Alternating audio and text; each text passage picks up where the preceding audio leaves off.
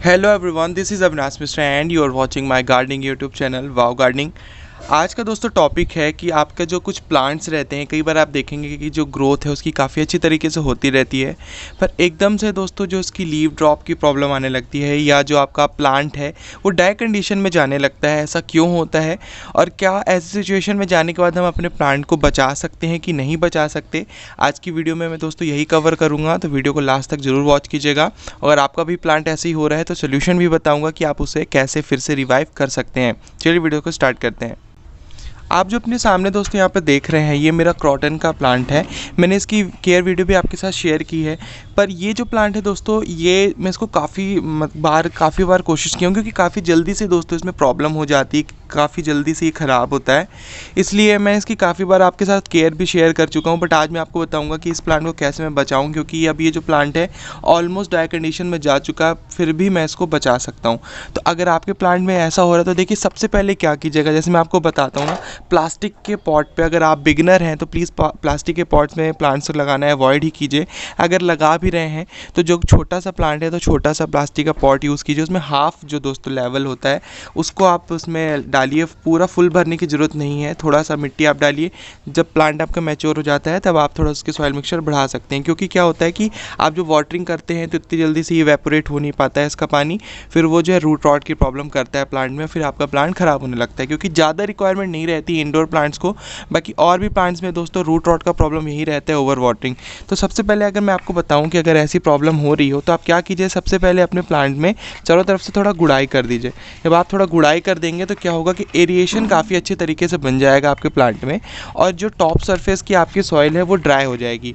जब ऐसा हो जाता है तो उसके बाद आप क्या कीजिएगा, मैं आपको यहाँ से दिखा देता हूँ। थोड़ा सा आप ना इसकी जो सॉइल को लूज़ करके आप किसी भी उस पर निकाल लीजिएगा। इस पर आप जब ऊपर की लेयर निकाल लेंगे तो इससे होगा क्या, इस प्लांट में फिर से अच्छी तरीके से जो सनलाइट है वो मिलने लगेगी और जो एरिएशन है वो काफ़ी अच्छा हो जाएगा। तो देखिए यहाँ पर आपको अभी भी जो इसके अंदर की सॉइल मीडिया है वो कितनी वेट लग रही है।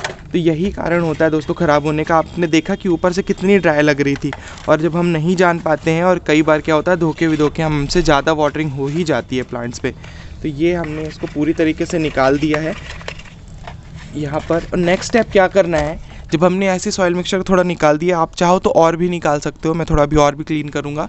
तो आप क्या कीजिएगा, इसके बाद इसको जो है सनलाइट पे फुली ड्राई होने के लिए रख दीजिएगा। इसको आपको तब तक ड्राई करना है जब तक इसकी जो पूरी सॉइल है वो ड्राई ना हो जाए।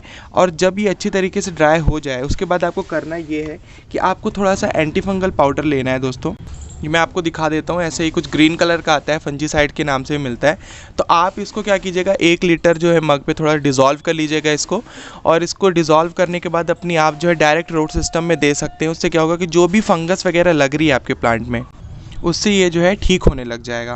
तो आप पहले अच्छी तरीके से पहले देख लीजिएगा कि ड्राई आपकी जो हो गई है सॉइल, तभी आप कीजिएगा। अगर ड्राई नहीं है तो आप ऐसी सिचुएशन में बिल्कुल मत डालिएगा। वैसे तो मैं आपके सामने डाल के दिखाना चाहिए, बट अभी जो मेरी सॉइल कंडीशन आप देख ही रहे हैं काफ़ी ज़्यादा जो है गीली है, इस कारण से मैं अभी इसमें वाटर के साथ इसमें अप्लाई नहीं कर रहा हूँ।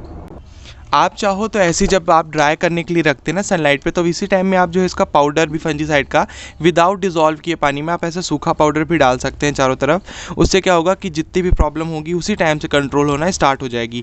नेक्स्ट इसके साथ आप क्या कर सकते हैं, एक और हैक है मैं आपको बता देता हूँ। जब अपने आप पानी में इसको डिज़ोल्व करके देंगे फंजीसाइड, उसके साथ आप क्या कीजिएगा कि एक हाइड्रोजन पेरोक्साइड आता है, हाइड्रोजन पेरोक्साइड को आप क्या कीजिएगा 2 से 3 ढक्कन उसी के जो साइज शेप का आता है उसी के साथ इसको डिज़ोल्व कर दीजिएगा।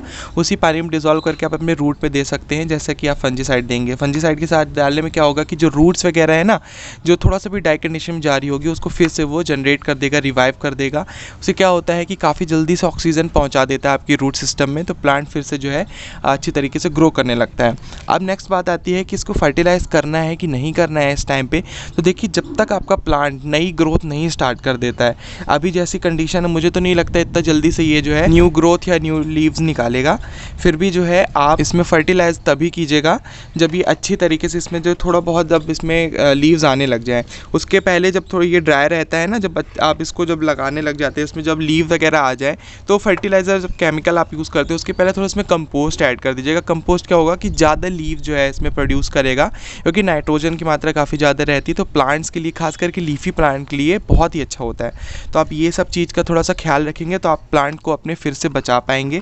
और इसके साथ साथ मैं आपको एक और चीज़ बता देता हूँ। कई बार क्या होता है, लोग जो है रिपोर्ट करने लग जाते हैं। अगर प्लांट्स में अब ये प्रॉब्लम आ गई है, आप इसको दूसरे प्लांट में शिफ्ट कर देंगे तो फिर क्या होगा कि तो उसमें वैसे भी इतनी ज़्यादा प्रॉब्लम चल रही है, फिर वो पॉटिंग शॉक में भी जाएगा। कि जैसे आप रिपोर्ट कर देते हो, कई बार देखते हो ना कि प्लांट नर्सरी से लाए वो ख़राब होने लगते हैं। तो अब इस सिचुएशन में अभी प्लांट को इसी कंडीशन में रहने दीजिए। जब ये ग्रो करने लगे तब आप इसको किसी दूसरे पॉट में शिफ्ट कर सकते हैं। वो आपके ऊपर डिपेंड करता है कि आप इसको टेराकोटा में लगाना चाहिए या सीमेंट के पॉट में। बहुत ही अच्छी तरीके से दोनों में ग्रो करता है। इसीलिए मैं आपको बता देता हूँ कि स्टार्टिंग में आप थोड़ा प्लास्टिक को अवॉइड ही कीजिएगा। अगर आपका कोई बहुत मैच्योर प्लांट है, पॉट छोटा है, तो उस कंडीशन में बहुत अच्छे से चल जाता है।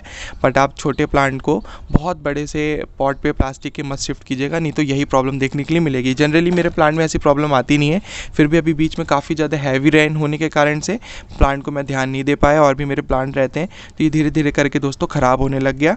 इसलिए मैं आपके साथ ये वीडियो शेयर किया हूँ। ये शॉर्ट एंड सिंपल सी वीडियो है, कुछ मैंने आपको बेसिक चीज़ें बताई, इससे आपका प्लांट बिल्कुल श्योरली ही बच जाएगा।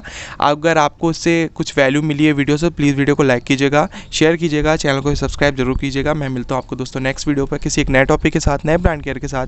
तब तक के लिए दोस्तों take care of yourself and goodbye. Happy gardening.